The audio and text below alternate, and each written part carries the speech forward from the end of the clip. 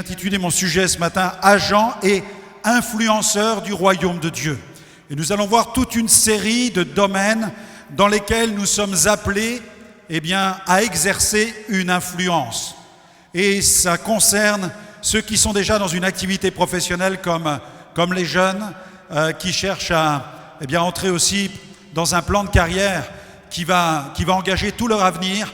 Et j'aimerais vraiment vous aligner avec le cœur de Dieu afin que vous puissiez vraiment entrer dans un projet dans lequel le Seigneur va vous utiliser pour sa gloire.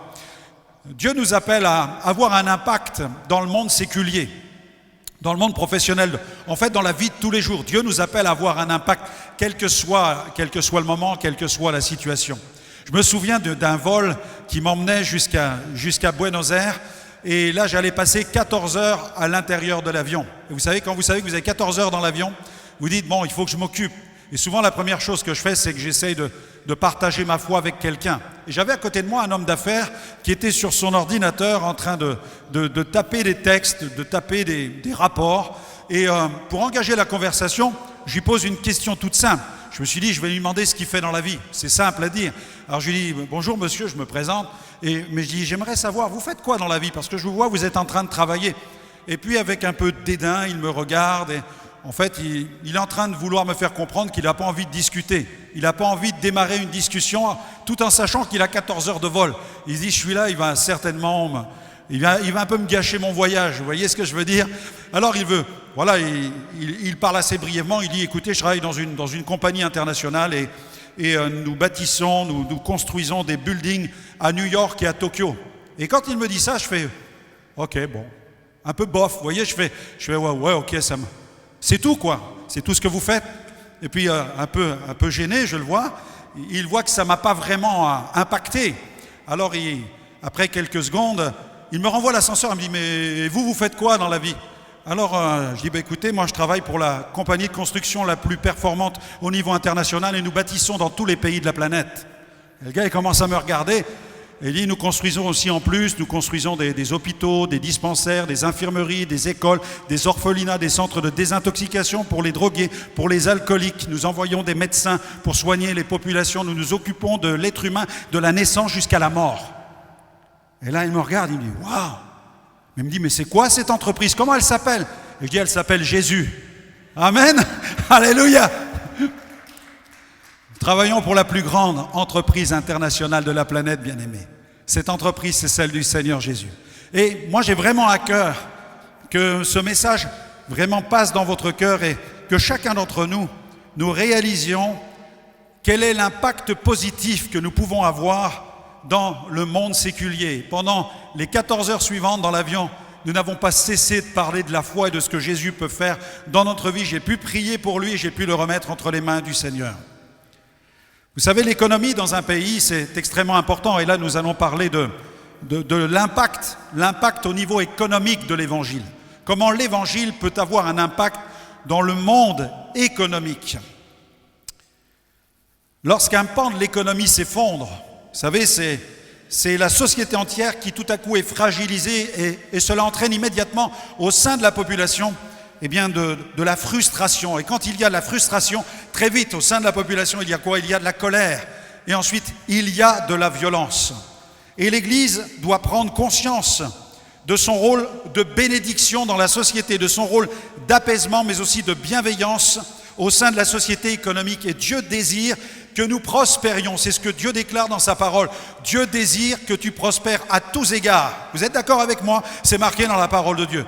La Bible dit à tous égards. Et à tous égards, dans le texte original, vous savez ce que ça veut dire? Ça veut dire à tous égards. Amen. Aussi simplement que cela. Dieu désire que tu prospères dans tous les domaines, comme prospère l'état de ton âme. Oh, alléluia. Là, Dieu est en train de nous aligner avec sa parole. Il dit, c'est bien, moi je veux que tu prospères. Je veux que tu prospères matériellement, familialement, que tu prospères économiquement. Il n'y a pas de problème. Je veux te bénir. Mais il y a une chose que tu ne dois pas perdre de vue. C'est je veux que tu prospères spirituellement. Parce que c'est ce qui va te garder. C'est ce qui va te garder. Une prospérité matérielle, morale, spirituelle. Regardez ce que la Bible dit dans Genèse chapitre 26, Genèse 26 au sujet d'Isaac, le patriarche. Genèse 26, verset 1er, on va voir deux passages qui le concernent. On est toujours dans l'introduction. Merci. Genèse 26, verset 1er. Il y eut une famine dans le pays. Outre la première famine qui eut lieu du temps d'Abraham, et Isaac alla vers Abimelech, roi des Philistins à Guérar. L'Éternel lui apparut et il dit, ne descends pas en Égypte. Demeure dans le pays que je te dirai. Vous imaginez, il y a une famine dans le pays. Lui, il veut se sauver pour aller chercher de la nourriture. Et Dieu lui dit, il y a une famine qui arrive, reste là. Vous êtes capable de comprendre cela? Dieu est en train de nous dire, si je veux pourvoir à tes besoins en période de crise économique, j'y pourvoirai. Amen. C'est ce que Dieu est en train de nous dire dans sa parole. Il alla vers Abimelech, roi des Philistins de Guérar. L'Éternel lui apparut et lui dit, ne descends pas en Égypte, demeure là dans le pays, je te dirai. Séjourne dans ce pays-ci, je serai avec toi, je te bénirai, car je donnerai toutes ces contrées à toi et à ta postérité, et je tiendrai le serment que j'ai fait à Abraham, ton père. Je multiplierai ta postérité comme les étoiles du ciel, je donnerai à ta postérité toutes ces contrées, et toutes les nations de la terre seront bénies en ta postérité, parce qu'Abraham a obéi à ma voix, et qu'il a observé mes ordres, mes commandements, mes statuts et mes lois. Vous avez vu qu'il y a une condition à cette faveur de Dieu sur notre vie, c'est que nous respections et que nous obéissions aux voies que Dieu nous enseigne dans sa parole. Toujours dans le même chapitre de Genèse, chapitre 26, regardez le verset 12. Il se trouve dans un pays où la famine sévit. Alors vous imaginez, il n'y a plus de pluie qui tombe, puisque la terre peut bien être ensemée. S'il n'y a pas d'eau, ça ne sert à rien, rien ne va pousser. Donc il n'y a plus de pluie. La pluie n'arrose plus le terrain. Et pourtant la Bible dit, Isaac sema dans ce pays, et le texte dit, il recueillit cette année le centuple. Une bénédiction multipliée par 100. Car pourquoi? Pour quelle raison? Car l'Éternel le bénit. Amen. L'Éternel le bénit. Cet homme devint riche, et il alla s'enrichissant de plus en plus, jusqu'à ce qu'il devint fort riche. J'aime ce passage.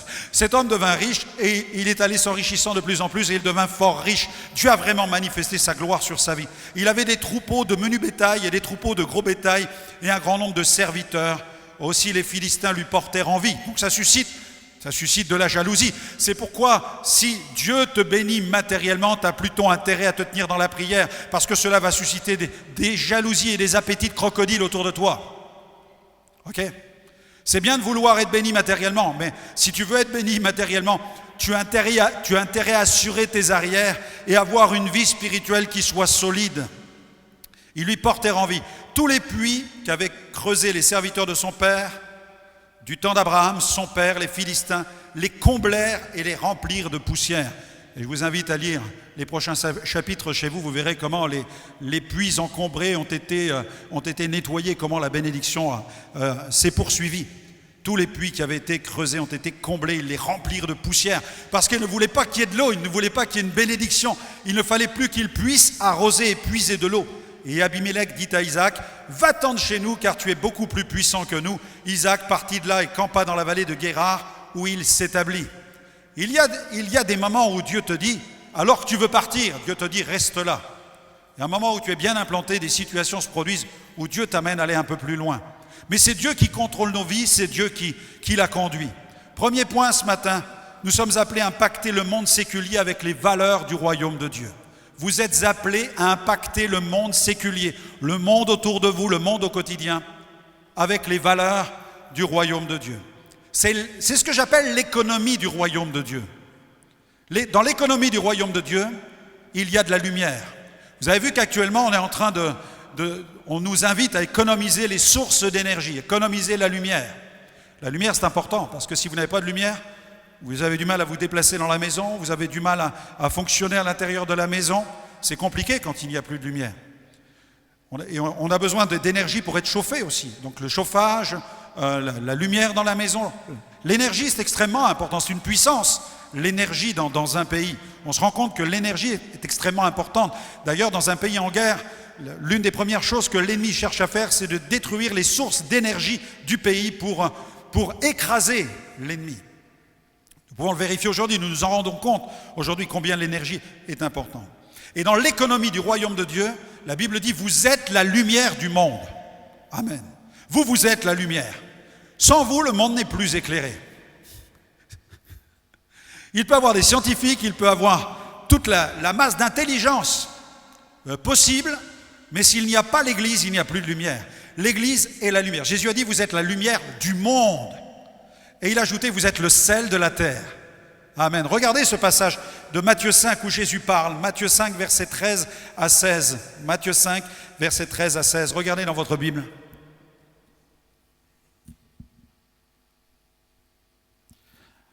Matthieu 5, 13, 16. Vous êtes le sel de la terre. Mais si le sel perd de sa saveur, avec quoi la lui rendra-t-on? Il ne sert plus qu'à être jeté dehors et foulé aux pieds par les hommes. Vous êtes la lumière du monde. Une ville située sur une montagne ne peut être cachée. Et on n'allume pas une lampe pour la mettre sous le boisseau, mais on la met sur le chandelier. Et elle éclaire tous ceux qui sont dans la maison. Que votre lumière luise, comment? Devant les hommes, afin qu'ils voient vos bonnes œuvres et qu'ils glorifient votre Père qui est dans les cieux. Amen. En tant que rachetés, vous avez quelque chose de glorieux à apporter dans le monde, une bénédiction glorieuse à apporter dans le monde autour de vous. Que le croyant soit patron ou employé, le chrétien est appelé à briller. Donc il est la lumière au sein du monde économique, dans la société. Il est appelé à porter la saveur du ciel, car il est le sel de la terre. Vous apportez la saveur du ciel. Ce n'est pas votre saveur qui intéresse le monde. Non, c'est la saveur du ciel que vous portez en vous. C'est cette saveur-là que le monde va être sujet à vouloir découvrir. La saveur qui vient d'en haut, la saveur qui vient du ciel. Vous pouvez être tout à fait une personne très agréable, très intelligente, mais dans le monde, il y a des gens très intelligents, très agréables, avec d'immenses qualités. Mais à la différence du monde, vous, votre cœur, il est rempli de la saveur qui vient du ciel. Et vous pouvez apporter le ciel sur la terre. Et c'était la prière de Jésus, que ce qui est au ciel soit sur la terre. Que ta volonté soit faite sur la terre comme au ciel. Amen. Et Dieu va faire des choses merveilleuses avec vous quand vous allez prendre conscience. Et je pense que vous avez pris conscience de cela. Mais quand je dis cela, c'est un défi que je nous lance à chacun. Quand nous prenons conscience que nous avons cette saveur du ciel, nous ne devons pas passer à côté de notre mission qui consiste à apporter ce goût qui vient du ciel, le goût qui vient d'en haut. D'ailleurs, la Bible dit, goûtez, goûtez, voyez combien l'Éternel est bon. Goûtez, voyez. Quand la lumière est là, on voit clair. Et quand on goûte, on trouve le goût. Et avec le royaume de Dieu, vous apportez la lumière dans le monde et vous apportez la saveur qui vient du ciel. Dieu soit béni. Le croyant brille, il va briller comment? Par son attitude, par son dévouement, par son respect des règles. Nous sommes des gens qui respectons les règles. Les respects des règles, les respects des lois. Par notre fidélité, nous brillons dans le monde. Nous brillons aussi par notre honnêteté. Nous brillons parce que nous nous tenons loin de toute espèce de tricherie, de mensonge, de corruption. Nous voulons travailler, comme le dit la Bible, honnêtement. Nous rejetons toute espèce de mentalité gâtée même par la négligence, par le je m'en foutisme, vous savez. Il y a des gens qui sont employés mais qui ne se lèvent pas pour aller au travail tout simplement parce qu'ils ont fait la fête la veille ou tout simplement parce qu'il fait froid dehors, ils n'ont pas envie de se lever. Mais non, nous ne sommes pas gagnés par le je m'en foutisme, au contraire, nous sommes désireux de travailler pour un patron, nous sommes désireux aussi d'accomplir nos tâches parce que nous les faisons devant Dieu. Le patron, moi, je me dis toujours, quand je travaillais pour une entreprise, je me disais, il y avait des caméras dans l'endroit où je travaillais, je me disais donc le patron me regarde. Donc quand vous savez que dans le magasin, le patron vous regarde, vous dites, bon, je suis regardé, je peux être vu à tout moment, donc je suis obligé de me tenir debout, je vendais des costumes, donc je prenais les mesures des pantalons et je savais que le patron pouvait me voir à tout moment à partir de son bureau où il avait toutes ses caméras. Mais en même temps, il y a quelqu'un d'autre qui me regarde, c'est moi, je me regarde moi-même. Parce que vous savez, l'un des miroirs les plus terribles, c'est celui de notre conscience. Parce que peut-être que le patron ne voit pas. Le patron dit, je vais faire un voyage, je pars une semaine, tu es dans le magasin ou tu es dans l'entreprise, tu dis, waouh, super, quand le chat n'est pas là, hein, vous connaissez le dicton, les souris dansent. Mais non, mais même si le patron n'est pas là, même s'il part un mois, même s'il partait 10 ans, c'est comme la parabole. Vous connaissez les paraboles que Jésus enseigne.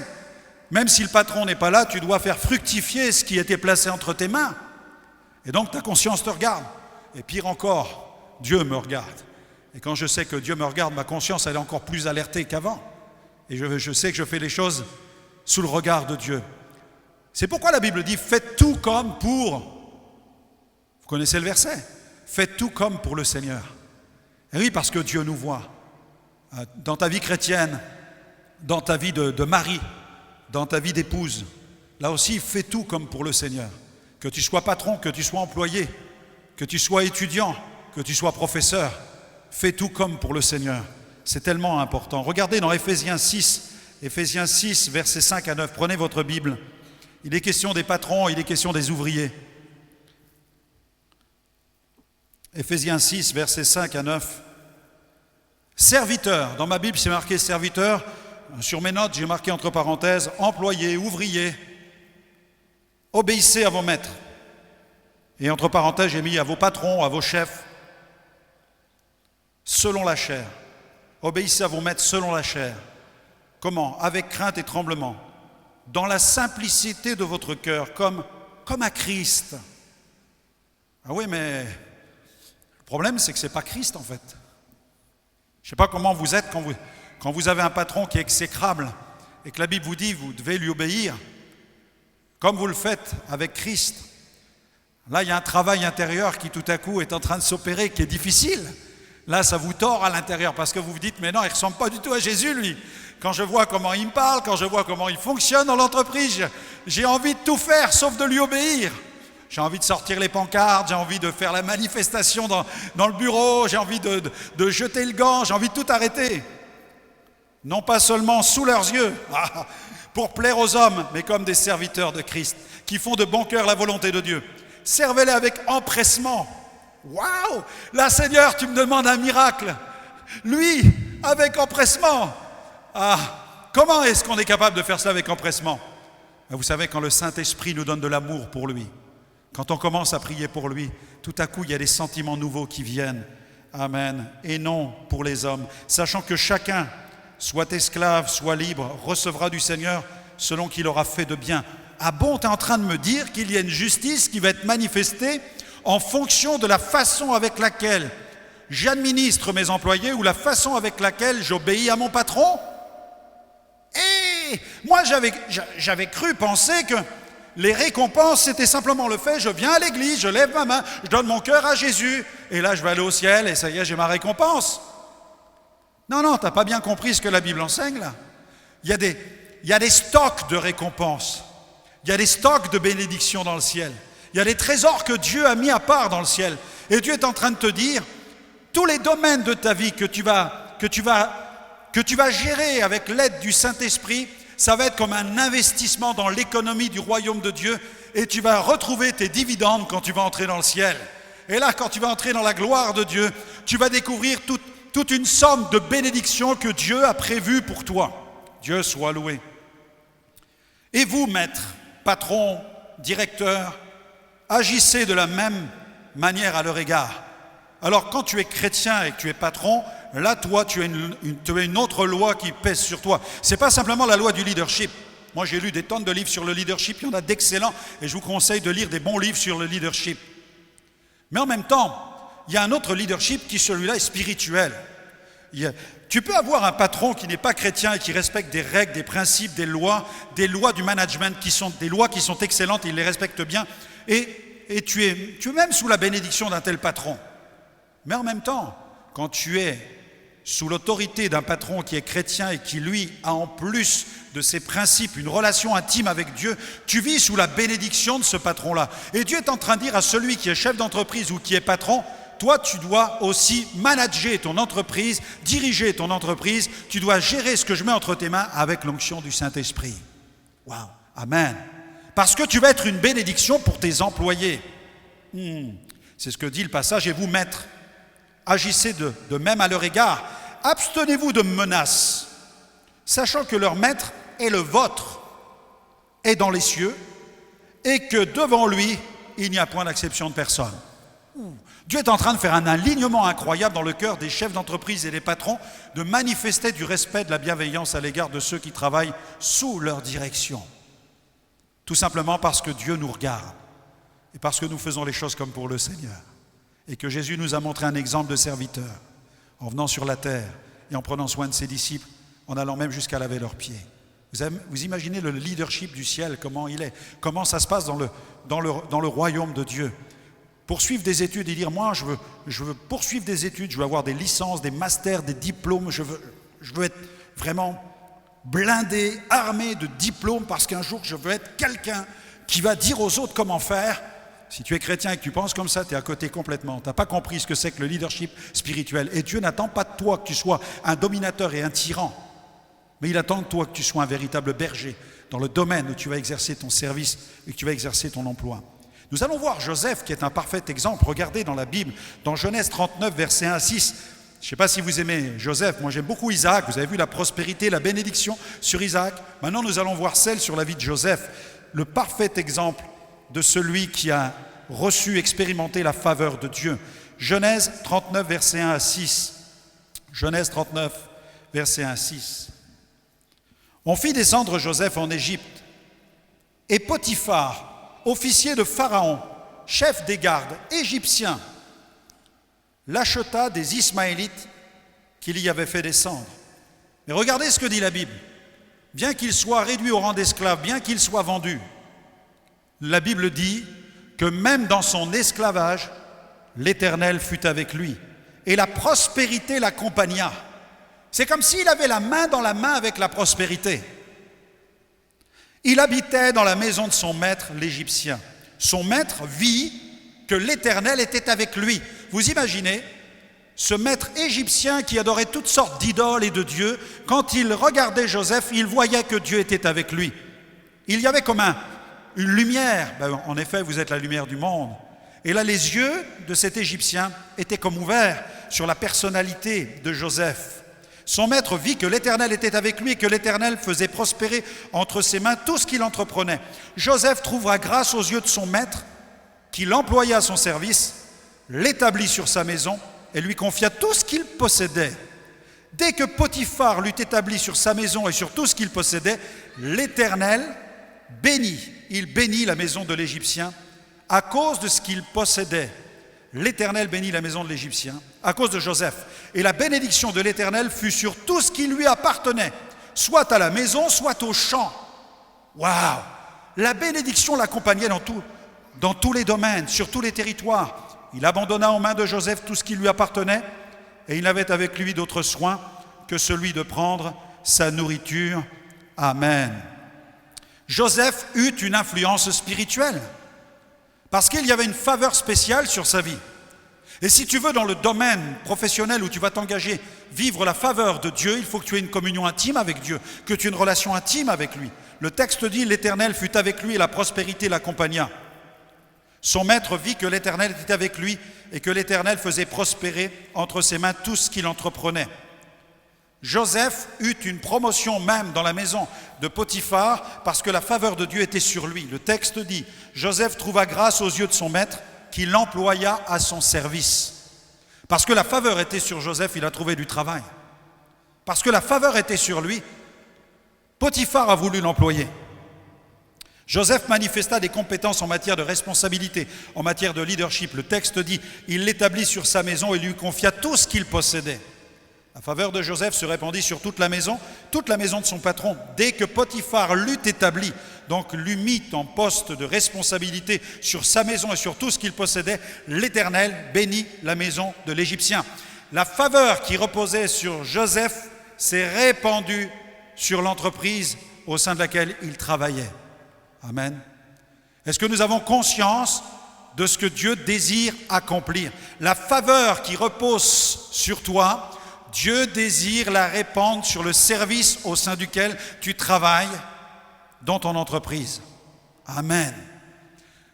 La faveur que Dieu dépose sur toi, ce n'est pas une faveur qui est enfermée. Non.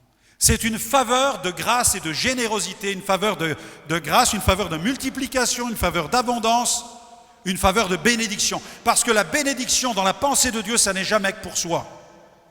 Les chrétiens qui vivent leur vie comme des saints bénis soient-ils, qui veulent toujours être bénis que pour eux-mêmes, ils n'ont pas compris ce que c'est que la vie chrétienne. Dieu me bénit non pas pour moi, pour que nous soyons gavés comme des oies en disant « Oh, regardez comment je suis béni ». j'ai plein d'argent, j'ai une grosse voiture, j'ai mon compte en banque qui est plein, j'en veux toujours plus. Non, la pensée de Dieu, ça n'est jamais cela. Non, Dieu te bénit pour que tu bénisses. Dieu t'arrose pour que tu arroses. C'est la pensée de Dieu. Parce que plus tu vas être béni, tu vas connaître la faveur, et plus tu vas arroser, plus Dieu va t'en redonner pour que tu puisses à nouveau arroser davantage. Amen. Ça, c'est la pensée de Dieu. Parce que c'est le cœur même de Dieu. Ça représente le cœur de Dieu. La bénédiction de Dieu n'est pas un régime d'autarcie, un régime qui est replié sur lui-même. Non, le ciel est ouvert, Jésus est venu. Jésus est venu, Jésus a béni. Jésus est remonté et il a envoyé le Saint-Esprit. Et non seulement le Saint-Esprit, mais il a envoyé l'Église sur la terre, les agents du royaume de Dieu. Amen. Deuxième point, Dieu désire que je remplisse ma mission d'acteur économique. Nous sommes des acteurs économiques d'une nature spéciale. Vous êtes des acteurs économiques dans la société. Tous vous êtes appelés à être un acteur dans le domaine de l'économie. Vous êtes destinés à produire la bénédiction dans votre environnement professionnel. Je sers Dieu au sein d'un marché qui est économique. Je sers Dieu dans le monde économique. C'est une erreur de penser que je ne sers Dieu que le dimanche matin entre 10h et midi. De dire je suis chrétien, là je viens servir Dieu. Je vais à mon église parce que je sers Dieu. Tu dois venir à ta communauté, c'est normal. Mais en même temps, quand tu sors de l'église, le service s'arrête. Non, il continue. Tu es toujours serviteur, tu es toujours adorateur. Quand tu sors de la communauté, quand tu sors du temple, tu restes un agent de ce royaume. Et tu es appelé à porter la bénédiction. C'est pourquoi tu es appelé à servir comment ? En priant pour tes collègues. Tu dois servir en priant pour tes collègues. Tu dois servir en priant pour ton patron. Tu dois servir en priant pour l'entreprise au sein de laquelle Dieu t'a placé. Ta charte de qualité, ta charte de qualité en tant qu'employé, cette charte de qualité qui pèse sur toi, c'est une charte de bénédiction. Amen. Tu es appelé à bénir ton patron. Tu es appelé à bénir le chef de chantier. Tu es appelé à bénir le chef de service. Même si parfois ça t'hérisse les cheveux. Mais tu es appelé à le faire avec le cœur de Dieu. Amen. Et tout à coup, tes yeux vont s'ouvrir et les siens vont s'ouvrir. Et Dieu va te donner des fenêtres de bénédiction, des fenêtres de tir pour apporter la bénédiction. Nous sommes appelés à influencer la société avec les valeurs et la culture du royaume de Dieu, en tant que disciples de Jésus, en tant que disciples, mais aussi en tant que leaders. Et je dirais même ce matin, peut-être même, et je m'adresse aux jeunes qui écoutent, en tant que créateurs de structures professionnelles, en tant que créateurs, Dieu désire vous utiliser dans ce domaine, être en bénédiction, dans la structure au sein de laquelle je suis employé, mais être en bénédiction un jour dans le monde économique par la structure que je vais créer. Parce que l'employé ne reste pas toujours employé. Il arrive parfois que l'employé devienne un jour patron et qu'il est sous ses ordres des employés. Amen. Est-ce que tu crois que Dieu aussi peut t'élever dans ce domaine-là, du statut de disciple au statut de leader, du statut d'employé au statut de patron ?